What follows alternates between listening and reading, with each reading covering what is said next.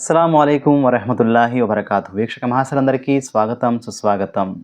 కుర్బానీ సున్నత, వాజిబా, నఫిలా అని చాలామంది సంకోచంలో పడి ఉంటారు.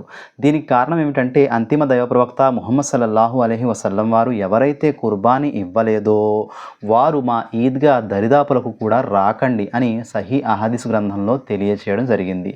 కానీ ఒక విషయాన్ని పూర్తిగా అర్థం చేసుకోవాలి అని అంటే షరియత్లో ఉన్నటువంటి నియమం ఏమిటంటే ఆ అంశానికి సంబంధించినటువంటి అన్ని హదీసులను ఒక చోట చేర్చి దాని నుండి సరైనటువంటి భావాన్ని గ్రహించేటువంటి ప్రయత్నాన్ని ధార్మిక పండితులు పరిపూర్ణంగా చేస్తారు. దాని ప్రకారం చూసినట్లయితే మరొక హదీసులో మీరు గనుక కుర్బానీ ఇచ్చే ఉద్దేశం ఉన్నట్లయితే జిల్హిజ్జా మాసం మొదలవగానే అనగా జిల్హిజ్జా మాసపు నెలవంక కనిపించిన దగ్గర నుంచి మీ కుర్బానీ పూర్తయ్యేంత వరకు మీ వెంట్రుకలు కానీ గోళ్ళు కానీ కత్తిరించుకోకండి అని ప్రవక్త ముహమ్మద్ సల్లల్లాహు అలైహి వసల్లం వారు తెలియచేయడం జరిగింది. ఇది సర్వసాధారణంగా ప్రవక్త ముహమ్మద్ సల్లల్లాహు అలైహి వసల్లం వారు అందరికీ ఆజ్ఞాపించినటువంటి విషయం. ప్రవక్త సల్లల్లాహు అలైహి వసల్లం వారు సహాబా రజియల్లాహు తాలా అన్హుమ్ అజ్మయిన్ వారికి ఇదే నేర్పించారు. దీన్ని బట్టి అర్థమయ్యేటువంటి విషయం ఏమిటంటే స్తోమత ఉంటే కుర్బానీ ఇవ్వడం ఉత్తమ సత్కార్యం, లేదంటే తప్పనిసరి ఎంత మాత్రం కూడా కాదు. అందుకే ప్రవక్త ముహమ్మద్ సల్లల్లాహు అలైహి వసల్లం వారు ఈ హదీసులో ఒకవేళ మీకు కుర్బానీ ఇచ్చే ఉద్దేశం ఉంటే అని తెలియచేయడం జరిగింది. ఇంకా సహాబాల జీవిత చరిత్ర కూడా మనం గమనించి చూసినట్లయితే కొంతమంది సహాబాలు ఉద్దేశపూర్వకంగానే ఒకసారి కుర్బానీ ఇచ్చేవారు, మరొకసారి కుర్బానీని ఇచ్చేవారు కాదు.